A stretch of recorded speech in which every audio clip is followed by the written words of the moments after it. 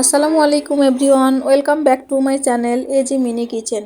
আজকে আমি সহজ একটা রেসিপি আপনাদের সাথে শেয়ার করব। ঘরে থাকা সহজ দুটো উপকরণ, মুড়ি এবং ডিম। আমাদের সবার সবসময় থাকে।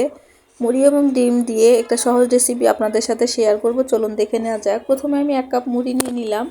মুড়িটা আমি চেলে নিয়েছি, কারণ মুড়ির নিচে একটু ময়লা থাকে। তারপর একটা ডিম দিয়ে নিলাম, কিছু পেঁয়াজ কুচি, কাঁচামরিচ কুচি দিলাম, হাফ চামচ লবণ, হাফ চামচ হলুদ গুঁড়া, হাফ চামচ আদা বাটা, হাফ চামচ রসুন বাটা দিয়ে নিলাম আমি।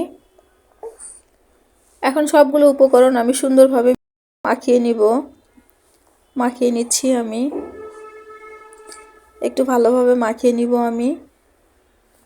আমার মাখানো হয়ে এসেছে। আমি রেখে দিব 10 মিনিট রেস্টে। 10 মিনিট পর এখন আমি কেটে রাখা ধনিয়া পাতা অ্যাড করে দিলাম। ধনিয়া পাতা দেওয়ার পর আমি আরেকটু মাখিয়ে নিব।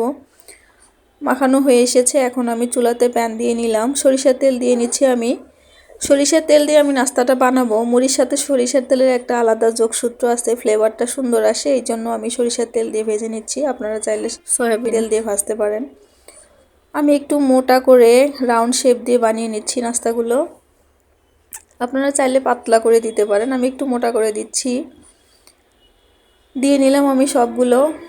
চুলার আঁচ মিডিয়ামে রেখে আমি ভাজবো। একটু সময় নিয়ে আমি এটা ভেজে নিব। এক পাশটা হয়ে যাওয়ার পর আমি উল্টিয়ে দিচ্ছি। উল্টিয়ে পাল্টিয়ে আমি ভেজে নিব। দুই পাশটা ভালোভাবে হয়ে যাওয়ার পর আমি উঠিয়ে নিব। খুব সহজ একটা রেসিপি। বাসায় মেহমান আসলে কিন্তু মেহমানকে বসিয়ে রেখে ঝটপট এই রেসিপিটি বানিয়ে নেওয়া যায়। বিকালের নাস্তায় চায়ের সাথে কিন্তু খুবই ভালো লাগে রেসিপিটি। আমার হয়ে এসেছে। আমি তেল ঝরিয়ে এখন উঠিয়ে নিব। আমি উঠিয়ে নিচ্ছি। দেখতে কিন্তু মাশাআল্লাহ খুব সুন্দর লাগছে। এই সহজ রেসিপিটি যদি আপনাদের ভালো লেগে থাকে তাহলে লাইক, কমেন্ট, শেয়ার দিয়ে পাশে থাকবেন। আর এই চ্যানেলটি অবশ্যই সাবস্ক্রাইব করতে ভুলবেন না। এতক্ষণ আমার ভিডিও দেখার জন্য অসংখ্য ধন্যবাদ। সবাই ভালো থাকবেন, সুস্থ থাকবেন। আল্লাহ হাফেজ।